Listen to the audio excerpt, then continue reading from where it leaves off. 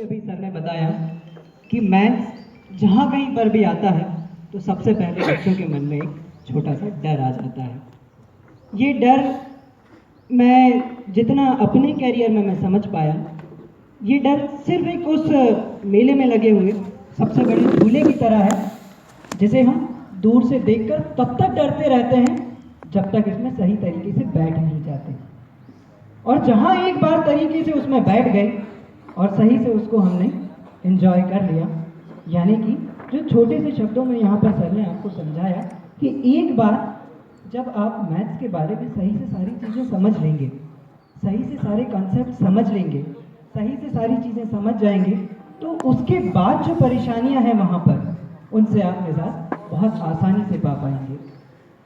मैं यहाँ पर एक छोटा सा प्रश्न इन बच्चों से करना चाहूँगा कि जो अक्सर एक परेशानी वहाँ पर मैथ्स में उन लोगों को आती है, यहाँ पर कितने ऐसे बच्चे होंगे, मुझे हाथ ऊपर कर कर बताना, कि जिनको चाय बनानी आती है? लगभग ढेर सारे बच्चे ऐसे। ऐसा क्यों होता है? ऐसा क्यों होता है कि हमें चाय बनाना हम कभी भूलते नहीं हैं? कि ऐसी भी परिस्थितियां आ जाए हमारे सामने, गैस हो, चूल्हा हो, इंडक्शन हो, पर्याप्त सामान हो, हम चाय बनाना कभी नहीं भूलते, क्योंकि हमने उसे सही मायने में एक बार सीख लिया है। हमने उसे कभी याद नहीं करा है कि हमें पहले ऐसा करना है, फिर उसके बाद दूध डालना है, फिर उसके बाद उसमें चीनी डालना है। एक बार हमारे सामने पर्याप्त मात्रा में पूरा सामान इकट्ठा हो जाए तो हम फिर उसको किसी भी परिस्थिति में बना सकते हैं। मैं अपने व्यक्तिगत जीवन में जब मैं पढ़ाता हूँ तो एक बड़ा अजीब सा प्रश्न मेरे सामने बच्चों का आता है, जिससे मैं कभी कभी तो परेशान हो जाता हूँ, और जब कभी उनको सही से समझाने की कोशिश करता हूँ, वो प्रश्न उनका होता है कि सर आप पेपर बनाएंगे तो वो क्या हमारी बुक से ही होगा? अक्सर उनका ये सवाल होता है। तो मैंने उनको बड़े अच्छे से मैं जवाब देता हूँ कि जब आप मुझे पढ़ाने के लिए आता हूँ मैं क्लास में, या जब आप मुझसे प्रश्न पूछते हैं, तब मैं आपसे पूछता हूँ क्या कि ये मेरी किताब से ही है? ऐसा होता है। तो मैं हमेशा जब भी क्लास के अंदर घुसता हूँ तो मैं केवल एक ही चीज़ बोलता हूँ कि बच्चों एक बार केवल कंसेप्ट समझ लो। मैथ्स पढ़ने का केवल एक सीधा सच्चा सा फंडा ये है, स्टार्टिंग की 2 क्लास जो होती हैं बेसिक्स। एक बार जब आपने बेसिक ढंग से समझ लिया तो आने वाला एक हफ्ता जो एक्सरसाइज को दिया जाता है, उसमें मैं निश्चित रूप से अपने 8 साल के करियर में आपको दावे से कह सकता हूँ कि उसमें आगे की आपको कोई दिक्कत नहीं आएगी। तो 2 क्लासेस जब मैथ्स की होती हैं तो उन पर विशेष रूप से केवल इन 3 बातों का ध्यान रखना। जो भी यूनिट स्टार्ट हो रही है ये क्या है? मैं अक्सर इस चीज़ को देखता हूँ जब मैं 9th 10th 11th क्लास को मैं पढ़ाने के लिए मैं घुसता हूँ, तो कई सारे ऐसे टॉपिक्स होते हैं जो वो पढ़ तो चुके हैं लेकिन दरअसल उन्हें मालूम ही नहीं होता है। जैसे एक मेरा छोटा सा प्रश्न हमेशा बच्चों से होता है कि सर्कल, तो उनके पास एक घिसा पिटा सा जवाब होता है, सर्कल यानी गोला। एग्जैक्टली उनके पास वही जवाब होता है, सर्कल यानी गोला। तो मैं भी अपना एक मासूमियत सा सवाल उनके सामने रख देता हूँ कि कल को बेटा अगर तुम्हारे सामने तुम्हारे छोटे भाई बहन या तुम्हारे बच्चे जब तुमसे ये चीज़ पूछेंगे कि बेटा सर्कल क्या, जो भी हैं आप बड़े भाई या पेरेंट्स या जो भी हैं, जब आप उनसे पूछेंगे कि सर्कल क्या होता है और आप उन्हें बोलेंगे गोला, तो वो शायद आपकी तरफ हाथ दिखाकर हंस देंगे, ये क्या कर रहे हो पापा। ऐसा ही होता है। तो मैं उनको पहली हिदायत ये देता हूँ कि वो कंसेप्ट्स पर ध्यान दें। एक बार जब 2 दिन की क्लास आप तरीके से पढ़ लेंगे तो मैं आपको बिल्कुल आश्वासन देता हूँ, बिल्कुल आश्वस्त करता हूँ इस बात को लेकर कि आने वाली 1 हफ्ते की क्लास जो आपकी पूरे एक्सरसाइज पर बेस्ड होगी, जिसमें क्वेश्चंस होंगे, उसमें आपको कहीं दिक्कत नहीं आएगी।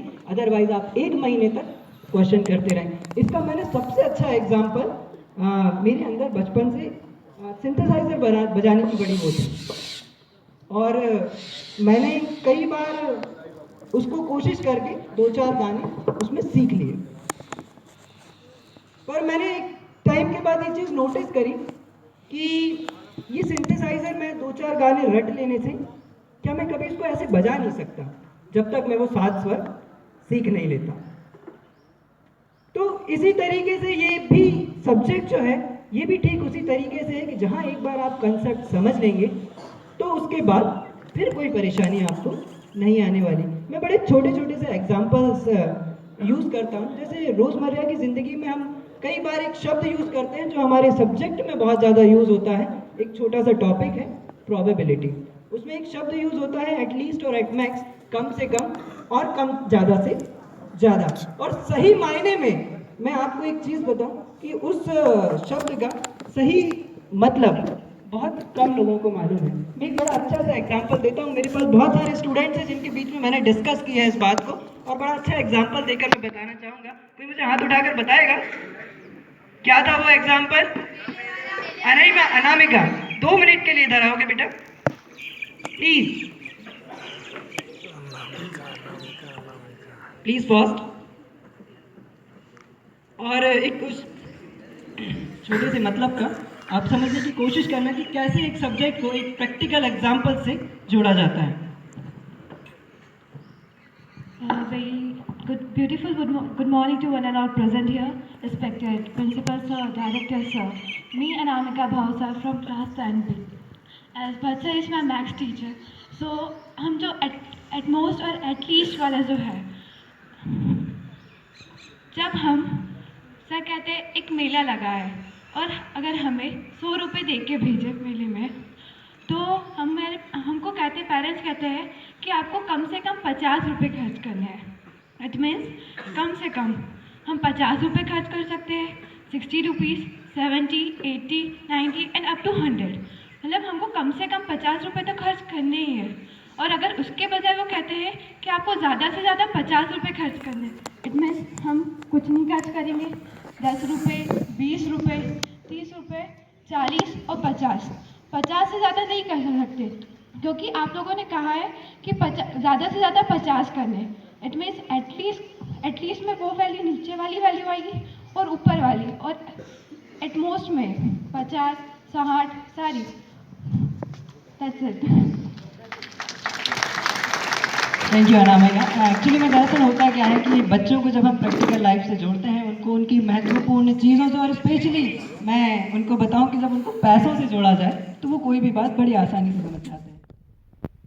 जब बात करता था तो उसको मैं एक छोटी सी दुआ के रूप में मैं देना चाहता हूँ, फिर इसके बाद मैं यहाँ से आपको विदा दूंगा कि मैं आज इस मंच के माध्यम से इन सभी बच्चों को दुआ देना चाहता हूँ कि आप ज़िंदगी में बहुत आगे बढ़ें, बहुत तरक्की करें, बहुत बड़ा इंसान बने।